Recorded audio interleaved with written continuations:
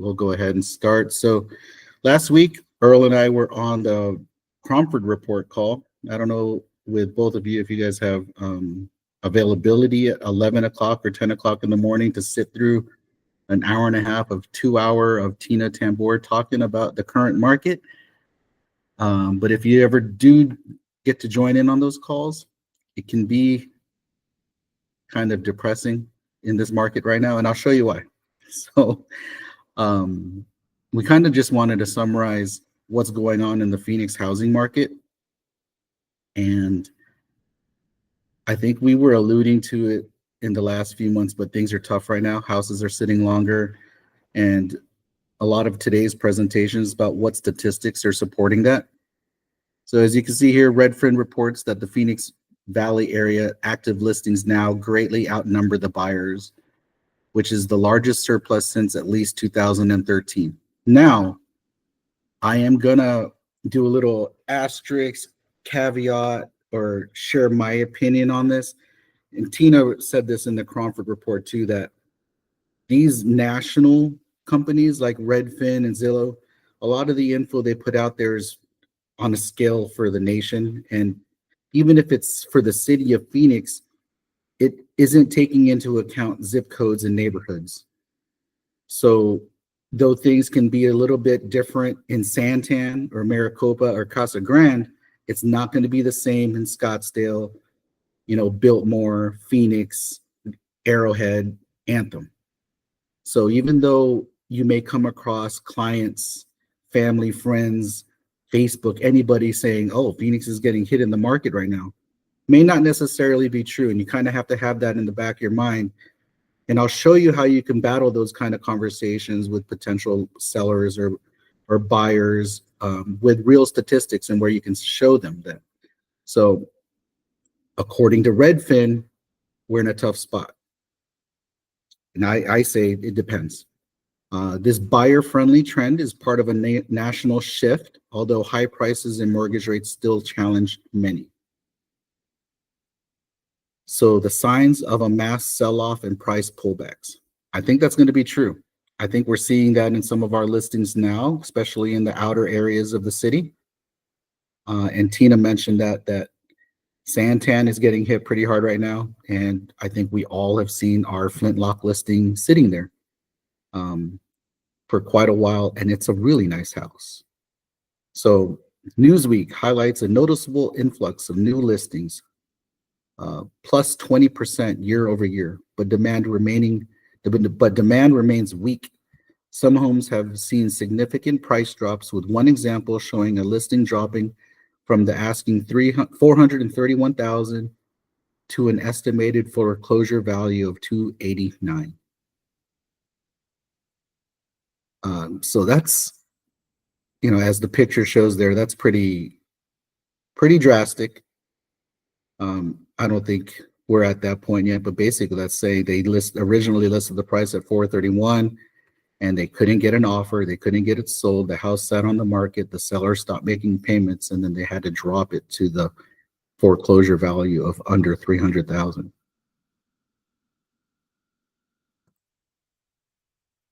So with the falling prices and rising inventory, it's supply and demand, basic economics laws, declining price per square foot, and the median sales price. According to April's market data, the average sales price per square foot dropped 4.3 from 316 to 302, while the median sales price slid from 465,000 to 445 in 5 weeks. Now, we got this stat from Tina on the Cromford call, and I don't know in the notes here if this is specific to Phoenix. This is about the average sales price for Phoenix, so that looks right. But again, it goes back to that caveat of what area of town this can be in if this is an actual statistics. Hi, Hannah. So we're just to catch you up, we're going over some Cromford report statistics that Tina gave us on the call last week. The last 3 slides are basically saying that inventory is higher, buyer demand is low. And then the next slide is basically going to say we're going to expect some price reductions, and buyers are going to take over the market in some areas. So the first monthly decline in 2 years, Phoenix was among the metro areas contributing to the first monthly drop in the Standard & Poor's Core Logic Case Shiller's 20 City Index. Nearly 20% of local sellers are reducing their list prices, the highest rate since 2016. Again, that's just part of economics. Less demand, more supply, prices are going to come down. Now, I've never heard of this Schiller report, but if you go to the statistics tab on our Armless website and you go to new listings, sold listings on the listing chart, you can see if there were more listings than the previous months, and then compare the years, and then you can see if they are selling for less than the listed price. That's more of a report that you can see every month, because on MLS you can see quarterly housing summaries, but that's only 4 reports through the year. What I do to get the reports in between those months, if you have a partner like Nicole O'Reilly at Great American, you can get reports from certain zip codes emailed to you every week, or you can log into that same database. I believe it's called the Altos Research.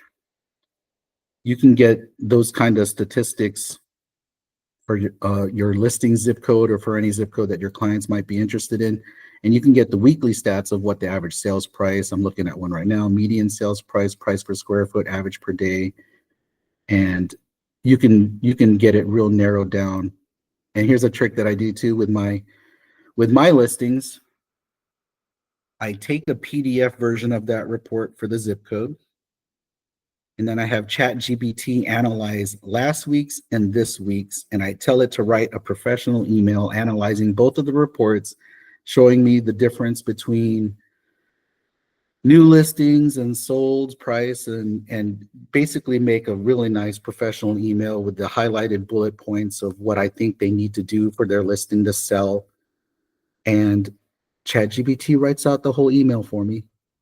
I proofread it and then I send it off. But when you're doing that on a weekly basis and coupling that with actual statistics and the PDFs and saying, if you reference this report, our average days, and then I also show the stats for every listing, because we can show how MLS, how many people are viewing it, sharing it on MLS. And so I take those 2 reports together, and I make it more personalized for their particular listing, rather than them seeing these national reports that just feel like it's bad news.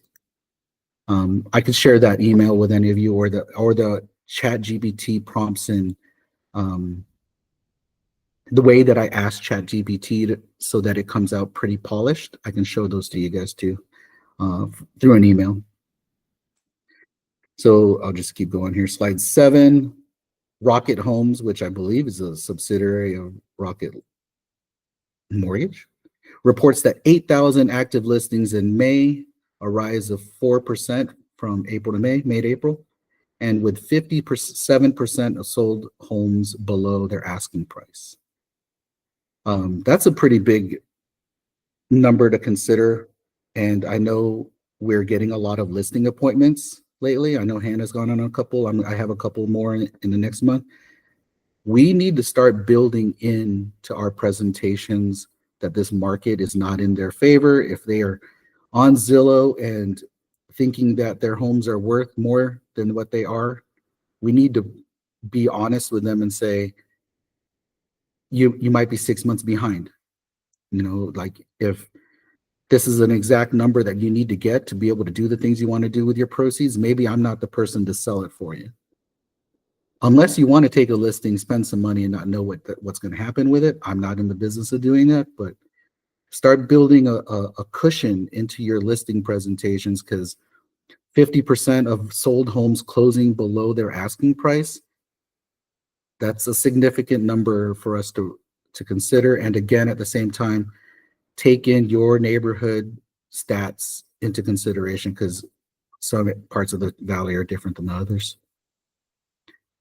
So the market dynamics and forecasts, if you can tell by the picture there, buyer's market indicators, local analysis shows median sale prices adjusting downward, seller concessions increasing, and the market index falling to 77, firmly in a buyer's market territory. Again, depends on the area. But Tina did mention in the call that they are getting inspection reports with ridiculous requests and concessions because in some areas the market is allowing buyers to do this. They've had buyers request the exterior of the home to be repainted. You want to say hi? Say hi. So having popcorn ceilings removed, like we haven't seen that extensive amount of work being asked by buyers in a long time, pre-COVID. I've been in the market long enough to I've seen buyers ask $25,000 off the sales price, get concessions, and get their backyard done. That was, a long time ago, 14 years ago, where sales prices for houses were under 100,000, 120. So it's definitely a tougher time. And when these buyers come in asking for all these things, we just, like I said, need to educate the sellers that this might be the type of territory we're in for a while. And when I say that, it's because of this, really. The average 30-year rate is hanging around 6.6 to 6.8, a significant barrier to affordability despite slight easing from last year's 7% levels. When we hit 6.25 about 2 months ago, we got a lot of calls from buyers that wanted to get ready again, and then it just went back up and everything kind of stopped. And at the same time, just a month ago, when the lenders notified us of the Home in 5 program with the grant money of $75 million being available for first-time home buyers, when that program rolled out, all of a sudden we again got a lot of showing requests and people lined up to buy. But then when the money ran out, the showing requests stopped. I don't know if it's coincidence, but that's just how it happened with a lot of our listings. Hi, Selena. Good morning. Good morning. Sorry Maybe I'm late. maybe that's okay. Maybe you can add to. Basically, I'm just talking about what happened on the Cromford call last week. Inventory is high, buyer demand is low, prices should be coming down. For some areas, again, and Tina explained it, that the outer areas of the city, they're going to get hit with the longest price reductions, and then when things turn around, the city itself will actually have a shorter time of price reductions. But the average rate's at 6.6. Are you seeing anything on the lending side, like where you can contribute? Like, As far as like the rate and stuff, yeah, I because know. I remember when we hit 6.2, we got a ton of applications and people come and actually see our listings. But Mhm. then when it went back up again, our showings have stopped in a lot of our listings.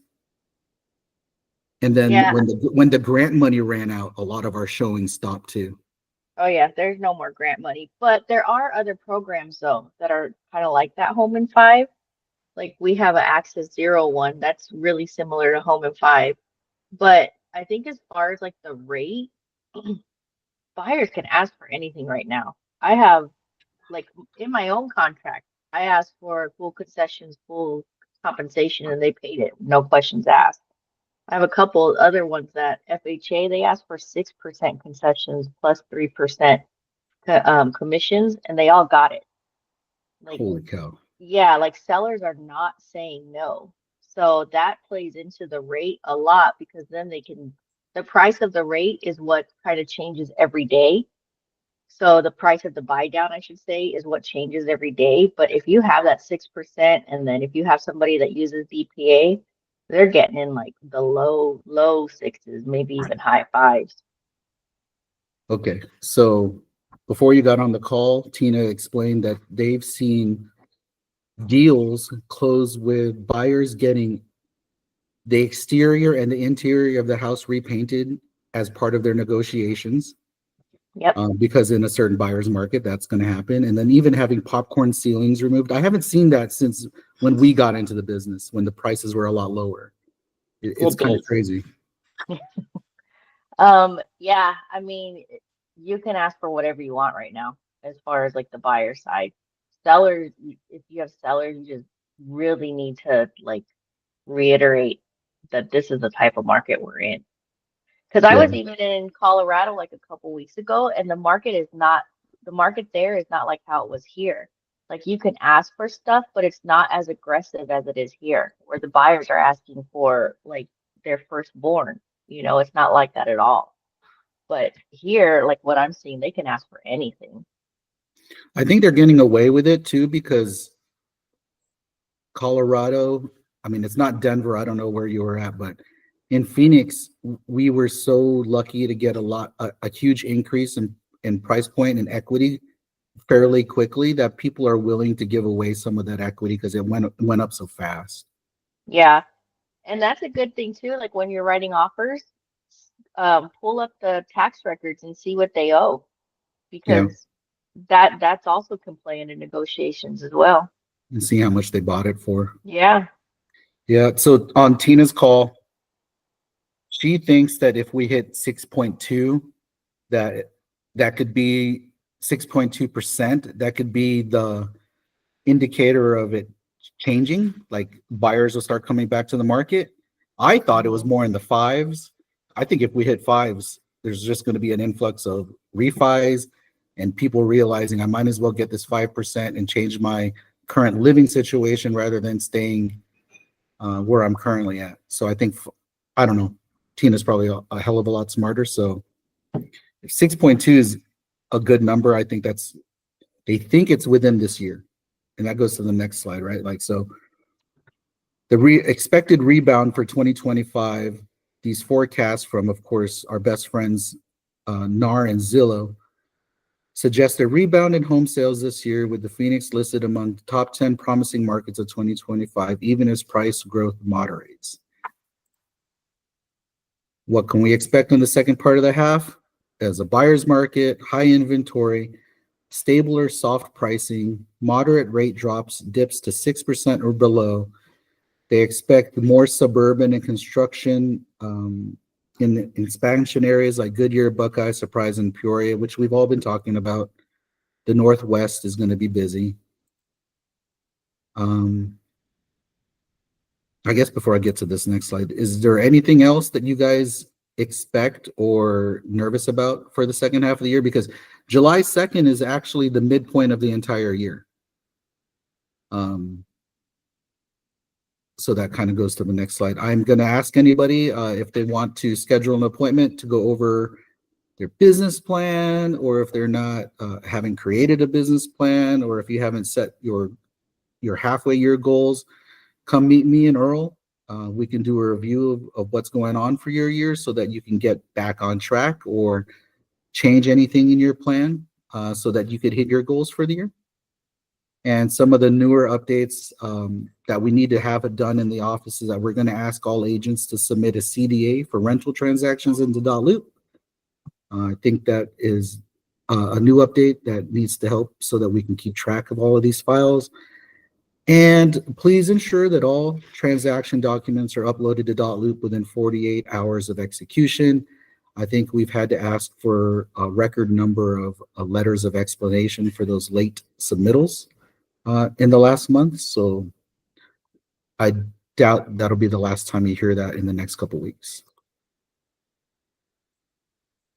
And we got 5 minutes left. You guys probably received your email invitation to the June 18th brokerage online Zoom meeting, Google Meets meeting from 10 a.m. to 11:30. We do have a couple guest speakers that made time to meet with us. We have Dave Dagnan, a real estate attorney, is going to present to us. We will be able to ask him as many questions as we want. So if you have questions for a real estate attorney that pertain to any of your clients, transactions, or anything that's been happening, have them ready. He's going to have his own presentation too. And then I know B, Selena, me, and Earl met Mike Roberts at the UME Assumptions class. He's going to speak to us again, kind of get us caught up on what's going on in the assumption world. Hopefully you guys can all make it. I really don't have anything else to go over. Earl will be out of town for the remainder of the week, so if you have any calls, broker questions, give me a call. Let's let him have a break. Email, text, I will be available. I'll be in the office today and tomorrow, and then heading up to Prescott, but you could always call or text. Anybody got anything? Oh, Earl's Flintlock listing is going down to, why are you looking at me like this? Earl's Flintlock listing is getting a huge price reduction down to $465 and available for open houses if anyone needs one. Hannah, anything happened with Tacoma? We had a really good showing. We had 8 groups come through. Actually had somebody walk in like they were already in the home, and then they saw there was no pool. They thought that the shape of the pool that had been filled in was a pool cover. So that kind of like bursted their bubble, but we did talk to them about different options and stuff. So it's still a contender for them, but once they saw there was no pool, I think they're going to keep looking. And then there was another couple that came through later in the afternoon who said that they're coming by to see this house because their friends said they're going to buy it. So, of course I said, oh, well, who's your friend? I haven't talked to him. Have him give me a call. Here's all the information and, blah, blah, blah. So I think it's definitely gaining the traction that it should have gained a long time ago. It's just a matter of time, but we're doing price reduction once a week by $1,000 at this point, plus the $10,000 in concession. So a lot of positive feedback this time around, which is different. I think the price just really helped. So we'll see. Do those price reductions on Thursday morning. Okay. So it shows reduced through the weekend. Okay. And then when you do that, it should automatically email all the past agents that went there that you did a price reduction. Oh, okay. Great. I'll do that Thursday morning then. Actually, I was supposed to speak with Christy yesterday, but we had to reschedule. So I actually plan on calling her this morning to give her some options that Selena had talked to me about, the NOP program, which I guess is the bridge loan, and then also potentially a HELOC, because she's basically been given an ultimatum. She submitted an offer back in December, January, with a contingency to purchase a home in Tucson that she fell in love with. They're renting it now. Her fiance's company's paying the rent, and she's been given the ultimatum to be under contract by the end of June. So we need to step up our game as best as we can. So I'm going to give her 3 options. I'm going to give her the bridge loan option. I'm going to give her a HELOC option, and I'm going to give her the option of pricing extremely aggressive. So I guess we'll see what happens and what she decides to go with. Yeah. Wish they just would have given you that type of, I guess, game plan a few months ago when you actually told them what they needed to sell it for. Yep. Yeah. Oh, well, we don't have a time machine. Yeah. Shoulda, coulda, woulda. Sure lost. You'll get it sold. Yeah. The only thing with Selena's suggestion for a HELOC, I think the house has to be off the market for some amount of time before you could have a HELOC done. Yeah, she was asking about that. So I don't know. Yeah, I don't know I think what I'll have to do is just tell her, here's a few options. She has a lender in Tucson, and I don't know if she'll want to check with that lender, but I'm also going to tell her, we can get her on the phone with Selena to talk through these options in more detail. So, yeah. But we will have to figure out, which one will be the best fit, the best rate, what's the best for her situation. So least amount of cost. Are you guys still there? Yeah. You Can you keep hear going me? in and out. Yeah, we can hear you. Yeah, I just said my internet connection is disconnecting, so Oh. before it Wonderful goes, Cox. I'll probably. Dude, I don't know what's so bad in our neighborhood. It's Cox in general, because mine does Hey, the same thing. Yeah. Fox. We have a lot of problems too. did you hear what Earl's going through with his internet? Yeah, No. they don't All right, they don't have I'm gonna internet. I'm gonna let the call go. If you guys need me for anything, give me a call. Brian, If if you can hear me, I'm gonna call you.